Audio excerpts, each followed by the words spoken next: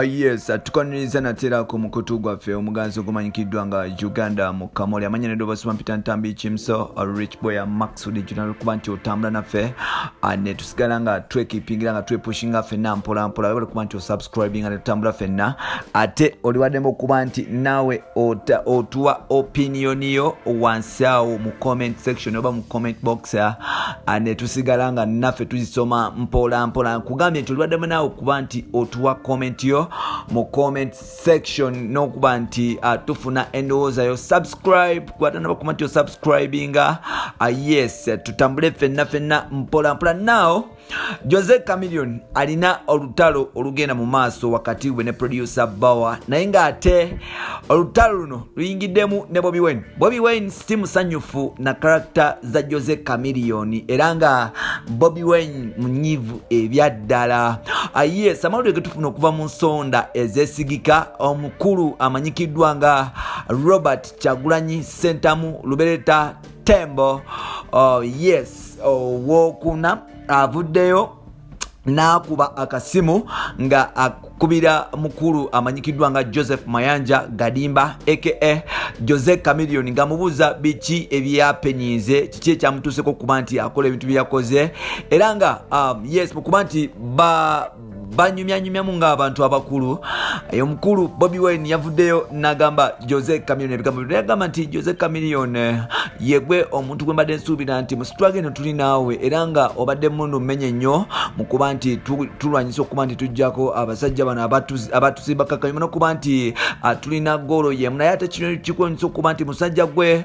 tukola ekintu leero tupanga ebintu bino leero ebyenjawulo ate enkeera okola ebintu birala that means nti oba ota repetition yaffe ng'abantu era n'okuba nti ota career yo nga gwe omuntu omuyimbi kogatane n'omuntu servant ayagala okuba nti aweereza bana Uganda. Yes Bobby agamba nti tubadde ready okuba nti tukuwagira okuba nti ujja okwata bendera ya people power okuba nti gwe eyesimbawo nga okozesa kadi yaffe n'okuba nti yadde ng'oli wa DP naye ng'ate ne people power yali ekwaniriza mu butongole n'okuba nti musajja watu naawe oli ku part of us because tukwagala nga muganda waffe era nga otulaganga oli naffe naye ate ebintu byotandisa okukola bitandika okuba nti bita credibility yaffe nga ffe people power n'okuba nti naawe ng'omuntu bitandika okuba nti bisuula career so n'olwekyo nze siri musanyufu na mbeera zonna engeri gy'oli mu kweyisaamu era nkusaba muganda wange bwe tubanga tuli bakugenda mu maaso n'okuba nti tukuuma ekitiibwa kyaffe ebintu bye twakolanga nga tukyayimba twalibadde nga ekiseera kino tubivaako ne tufokasinga okuba nti tubereza abantu n'okuba nti tukuŋŋanya abantu nga tetulumiza ono oba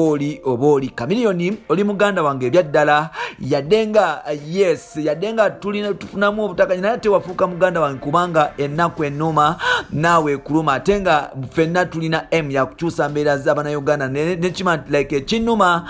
nga bankubye oba nga kintuuseeko oba nga nina obuzibu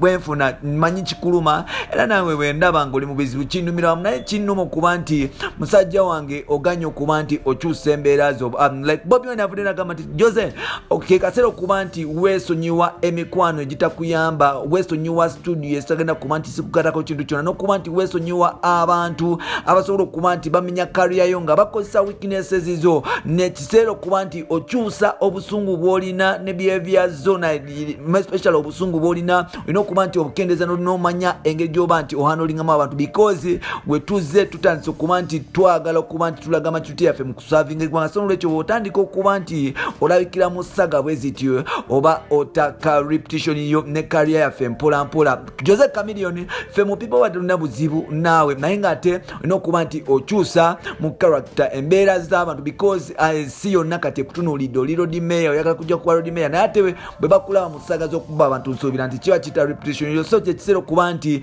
okyusa mpola mpola n'oba nti oterera mu line yes noba nti oterera mu line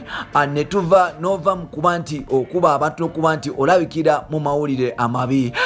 tujjukire nti week eno producer amanyikiddwa nga Digi Bawa owa Sabra Records yavuddeyo n'ategeeza eggwanga nga Jose Chameleone bwe yagenda ku studio n'aba nti atandika okuba abaana abaliko especially ko producer abadde agezaako okuba nti aproducingira abaana ennyimba kwogatta n'okuba nti abawemula agagamba ganene kino nno kyanyiza producer Bawa era Bawa yaddukira ku mukutu gwe gwa Facebook n'aba nti alabisa Jose Chameleone. Kino nno kyatandika okuba nti kiwawaza amatu g'abantu n'abantu ababadde balowooza nti Jose Chameleone bambi yakula effujjo yalivaako takyakuba bantu. Kyabayunyikiriza okuba nti alaba nti Jose Chameleone yatandise okuba nti alabikira mu bintu bwe biti. Nno abamu batandise okugamba nti Jose Chameleone tiyakuba muntu mbu bamuwaayiriza because azikuba Lord Mayor. Ate abalala abamanyi Jose Chameleone bagamba wo oyo walumbe wakitala takubye bantu wowe buli kaseera asigala alwana. So n'olwekyo kino nno kiyinza okuba nti kiviirako Jose Chameleone okuba nti abantu bamugyamu obwesige because babadde batandise okuba nti bamutrustinga, naye ate bwadda mu kukola effujjo nga lyeyakola ng'edda ng'akyali mudongo gyagenda otwala mu byobufuzi. Kino nno kiyinza okuba nti kimuggyako obuwagizi bwe, naye ng'ate 2021 Jose Chameleone ajja kuba Lord Mayor bwe Kampala. Simanyi oba munaamuwagira oba temumuwagira because gwe amanyi gw'oyagala ne gw'ogenda okuba nti olonda. Yes, Jose Chameleone agira ku kadi ya DP kwogata n'ekisinde kya People Power. Simanyi oba Kampala ready okuba nti ewelcominga Jose Chameleone. Jose Chameleone y'omu ku bayimbi abakyasiza okuba nti baweebwa ekitiibwa mu Uganda, naye ate bwekidda mukola effujjo y'omu ku bayimbi abakyasiza okuba nti bakyayiibwa abantu olw'okuba nti akola effujjo eyitiridde ku bantu aba bulijjo, bafaani, bayimbi banne, baproducer, bapromota n'abasigaddewo. So Jose Chameleone ye baby akola ebibi nnyo naye ng'ate abantu bamwagala. Yes, Jose Chameleone ebintu byakoze bannayuganda bingi nnyo ebibi, naye ate kikoyinza okuba nti bannayuganda bakyamwagala era nga bakyamwagira. Yes, twakkiriza nti ye muntu waffe munnange, omwana ne wabeera mubi nga wo asigala wo. So Jose Chameleone ye waffe, nsuubira alina okukyusa. Bobi agambye nti Jose kyusa mu mbeera zo in case oba oyagala kusavinga abantu tebajja kwesiga ng'okyakola ebyo ebintu. Bino n'ebirala bye bolina mu episodes zaffe ezirala. Nsigadde ntambi kimso, Rich Boy Max Sudi Jr.